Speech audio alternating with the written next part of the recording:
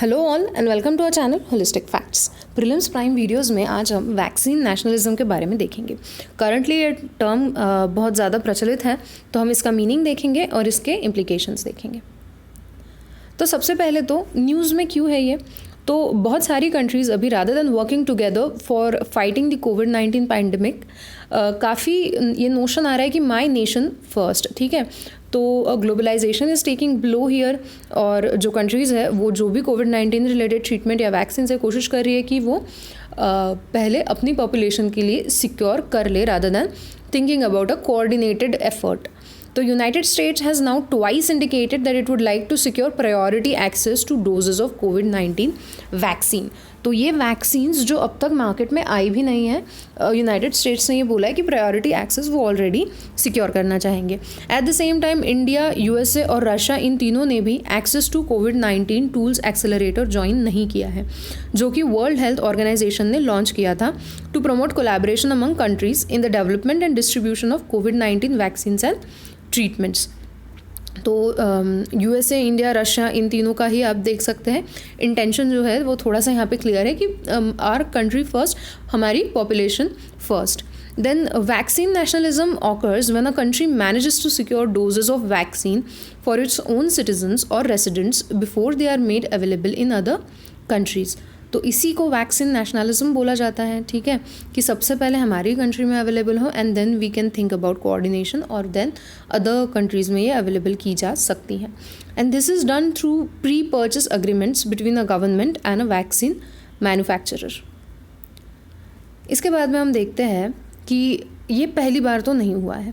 इसके पहले भी जब 2009 में H1N1 पैंडेमिक आया था, H1N1 फ्लू, जिसे पिग इन्फ्लुएंजा भी बोला जाता है, और most commonly we know it as swine flu.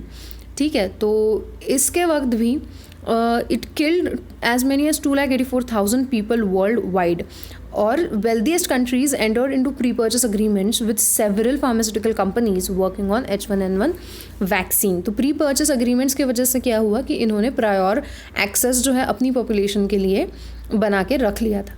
At the same time, it was estimated that in the best case scenario, the maximum number of vaccine doses that could be made was 2 billion। ठीक है, तो globally best case scenario में 2 billion vaccines produce करना उस समय पे possible था। तो उसमें से अगर ये सारी वेल्दिएस्ट कंट्री प्रायोर एक्सेस जमा कर लेती है, जो कि लो इनकम कंट्रीज़ नहीं कर पाती या फिर ग्लोबल साउथ नहीं कर पाता है, ठीक है, तो ऐसे केसेस में डिस्ट्रीब्यूशन चेन जो है वो यहाँ पे बीच में ही टूट जाएगी, एंड देन सक्सेसफुल हम पैंडेमिक को कंट्रोल नहीं कर पाते हैं। It took us a long time H1N1 के लिए भी। ठीक है, US alone negotiated and obtain the right to buy 6 lakh doses. ये तो प्री परचेस अग्रीमेंट में उन्होंने कर लिया था। अदर कंट्रीज ऑल्सो निगोशिएटेड, और अदर कंट्रीज़ ने भी यही सारी चीज़ की थी, और ऑब्वियसली सारी कंट्रीज़ जिन्होंने किया था वो डेवलप्ड इकोनॉमीज थी, because they could afford paying high prices. Then vaccine nationalism is an harmful thing. ठीक है, तो it is harmful for equitable access to vaccine. Countries with fewer resources and low bargaining power can not cope. ठीक है, उनके पास money नहीं है enough, उनके पास bargaining power नहीं है। ठीक है, तो उनका मार्केट, उनके मार्केट की तरफ या फिर उनके तरफ as a market pharmaceutical companies ध्यान नहीं देती, because they have bigger clients such as the developed countries. It deprives populations in the global south. अब हमें ये पता है कि ग्लोबल साउथ और ग्लोबल नॉर्थ टाइप का एक वर्चुअल डिवाइड हो चुका है, जिसमें कि ग्लोबल साउथ जो है, ठीक है, वो थोड़ा लो इनकम कंट्रीज़ से बना हुआ है, लेस डेवलप्ड और अंडर डेवलप्ड कंट्रीज़ है ग्लोबल साउथ में, और अगर ग्लोबल नॉर्थ की बात करें तो दे आर डेवलप्ड नेशंस। और ये भी याद रखें, ऐसा ज़रूरी नहीं है कि अर्थ पे ग्लोबल साउथ में जो सारी कंट्रीज़ है वो सारी ही ग्लोबल साउथ में मानी जाती है। बेसिकली ये एक इकोनॉमिक डिस्टिंक्शन है।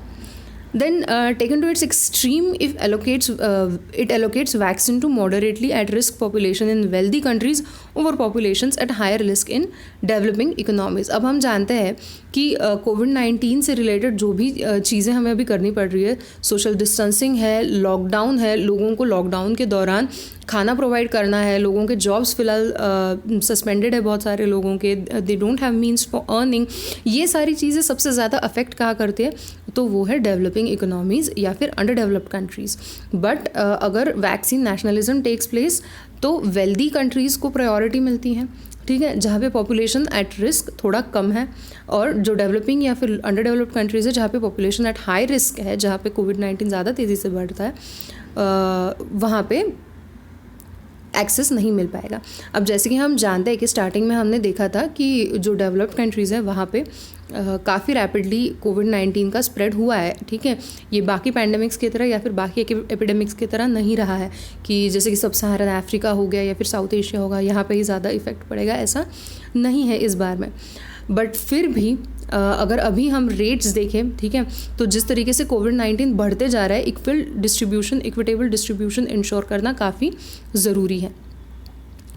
देन यहाँ पे देखते हैं, if countries with a large number of cases lag in obtaining the vaccine and other medicines, the disease will continue to disrupt global supply chains and as a result economies around the world. अभी हम जानते हैं कि कोविड-19 की वजह से सिर्फ health sector पे फ़र्क नहीं पड़ा है, तो हर एक सेक्टर में पड़ा है। एक एग्जांपल ही आप ले लीजिए तो ऑयल का है। लॉकडाउन की वजह से लोगों ने गाड़ियाँ यूज़ करना बंद कर दिया, काफ़ी सारी फैक्ट्रीज बंद पड़ी थी, राइट। तो ऑयल जो आता था, ठीक है, कंट्री में ऑयल जो आता है उसका यूज़ कम हो गया, उस ऑयल को रखने के लिए स्टोरेज नहीं है, तो ऑयल सप्लाई चेन भी यहाँ पे डिसरप्ट हो गई। The same thing goes farm produce farm में रेडी है बन के, बट क्योंकि सप्लाई चेन ब्रोकन है, ठीक है, उस वजह से फार्म टू सिटीज़ वो नहीं आ पाता है, जहाँ पे ज़रूरत है वो नहीं आ पाता है, तो परफेक्टली गुड फूड जो है वो भी अभी वेस्ट हो रहा है। तो these are just certain examples. और अगर हमने इक्विटेबल शेयरिंग नहीं किया इसके रिसोर्सेज का, ठीक है, तो जो डेवलपिंग कंट्रीज़ हैं, अंडर डेवलप्ड कंट्रीज़ है, चांसेस है कि उनमें बहुत ज़्यादा टाइम लग जाएगा इसे कंट्रोल करने में, राइट। तो this is one thing we should keep in mind. उसके बाद यहाँ पे हमने दो मैकेनिज़म्स की बात की है, एक है एडवांस्ड मार्केट कमिटमेंट मॉडल और दूसरा है international finance facility for immunization. तो ये क्या है कि what can we do to ensure कि इक्विटेबल डिस्ट्रीब्यूशन हो। तो एडवांस्ड मार्केट कमिटमेंट मॉडल में donors make a commitment to subsidize the purchase of a yet to be developed vaccine for developing countries. तो डेवलपिंग कंट्रीज़ हम जानते हैं उनके पास bargaining power नहीं है और रिसोर्सेज नहीं है, तो जो डोनर कंट्रीज़ है, जो डेवलप्ड कंट्रीज़ है, वो ऑलरेडी उन्हें सब्सिडाइज़ करेगी इन वैक्सीन्स को एक्सेस करने के लिए, providing vaccine manufacturers with an incentive to invest in what's needed to bring vaccine to developing world market. Pharmaceutical companies का सबसे पहला टारगेट रहता है developed countries, because they can afford it. अगर डेवलप्ड कंट्रीज़ ही डेवलपिंग कंट्रीज़ के लिए subsidies दे दे, ठीक है, और वो यहाँ पे फिर इंसेंटिवाइज कर सकते हैं कि फार्मास्यूटिकल कंपनीज डेवलपिंग मार्केट को भी, डेवलपिंग कंट्रीज़ के मार्केट को भी टारगेट करे, क्योंकि उन्हें ऑब्वियसली अब वो टारगेट क्यों नहीं करते, बिकॉज दे थिंक कि उनका वहाँ पे नुकसान होगा एंड डेवलप्ड कंट्रीज़ में उनका फ़ायदा है, राइट। तो यहाँ पे अगर सब्सिडाइज ही कर दे चीज़ों को तो उनके लिए ये एक इंसेंटिव बन जाएगा।